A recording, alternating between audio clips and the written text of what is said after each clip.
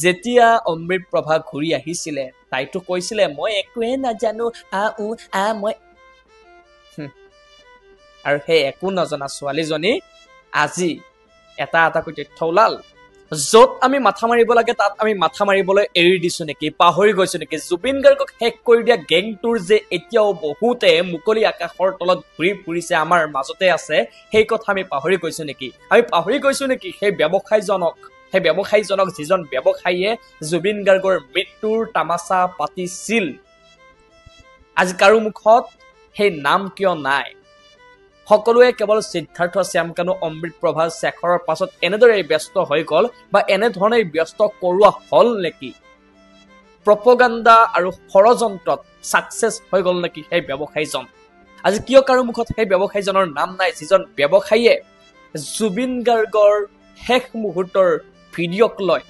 web সিৰিজ বনাইছিল সকলোৱে গম পালে সকলোৱে বুজিলে তথ্যই কলে এছআইটিৰ তথ্য পোহৰলৈ আহিল যে জুবিন গাৰ্গৰ শেষ মুহূৰ্তৰ ভিডিঅ' ৰেকৰ্ড হৈছিল অমৃত প্ৰভাৰ মোবাইলতে আমি শুনিলো বুজিলো খং কৰিলো ক্ষোভ কৰিলো ক্ষোভৰ উদ্গীৰণ হল অমৃত প্ৰভা জেইললৈ গল কিন্তু আমাৰ অসমীয়াক এনেধৰণেই ঘূৰালে নেকি যে তাৰ আৰতো যে এজন মাষ্টাৰ মাইণ্ড আছিলে তাৰ আৰতো যে এজন বদমাছ ব্যৱসায়ী আছিলে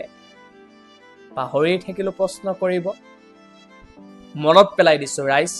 মনত পেলাই দিছো আৰু মনত পেলাও এই যে ৱেব সিৰিজখনৰ কথা আমি পাতি আছো এই যে আমি দুখী বিচাৰি আছো তাৰ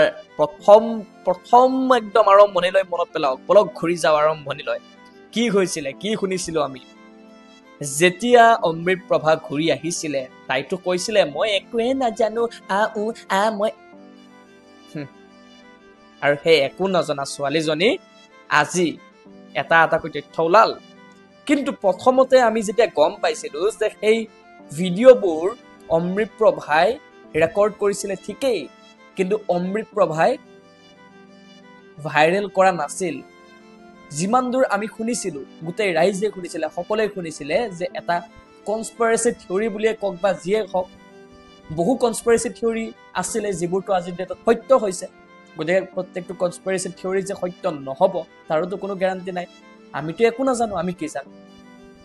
আমি যি শুনিছো তাৰ ভিতৰত আমি সন্দেহ কৰিছো এতিয়া কথা হল যে অমৃত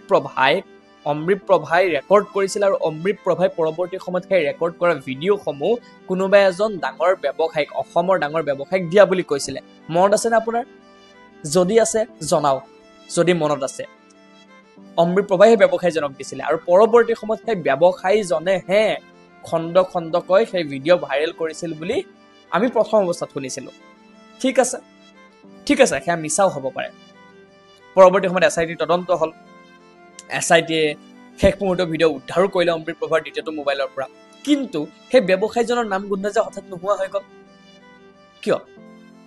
ইমান প্ৰবল প্ৰতাপী ব্যৱসায়ী নে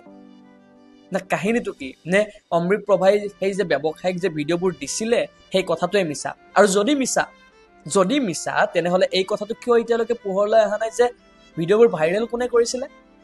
মানে সেই কথাটো প্ৰকাশ হলে সেই নামটো প্ৰকাশ হলে সঁচাকৈ তদন্ত প্ৰক্ৰিয়াত হেম্পাৰ হ'বনে 3 মাহৰ পিছত যেতিয়াবা চাৰ্জশ্বিট যেতিয়া দাখিল কৰিব তেতিয়া অন্তত আমি গম পাম নে যে সেই ব্যৱসায়ীজন কোন বা সেই ভিডিঅ'সমূহ কোনে ভাইৰেল কৰিছিলে আমি গম পাম নে বা আমাৰ জনাৰ অধিকাৰ আছে নে এনেকৈ এটা হাতৰ হৈ থাকি যাব নেকি কেইজনমান মানুহক গ্ৰেপ্তাৰ কৰিলে খেলা শেষ হৈ যাব নেকি এটা কথাৰ হিচাপ আমাক লাগিব কিয়নো যিগৰাকী ব্যক্তিৰ বিৰুদ্ধে ষড়যন্ত্ৰ হৈছিল যিগৰাকী ব্যক্তিৰ মৃত্যুক লৈ তামাচা পাতিছিল সেয়া কিন্তু ইমান সাধাৰণ কথা নহয় ভাই মানুহ এজন মৰি গল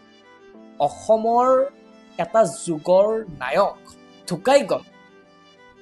দুখ কৰা খবৰটো লগে লগে জনোৱা বাদেই সেই মানুহজনৰ মৃত্যুক লৈ তামাচা হল